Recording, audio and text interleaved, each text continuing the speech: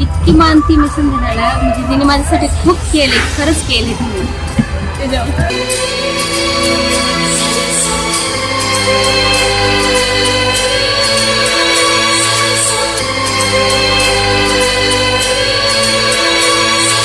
संजना बहीण कमी आणि मुलगी जास्त आहे माझी. ती छोटी होती ना तेव्हापासून मी तिला खूप सांभाळलेलं. लहान म्हणजे हे 2 मुलं माझ्या नंतर नाहीत, तर मला सगळ्यात आधी ती मुलगी म्हणून आहे. आणि आज ती आज जाणार आहे ना, तर खूप खुशी पण वाटते आणि दुःख पण वाटते का आता लांब जाणार आहे.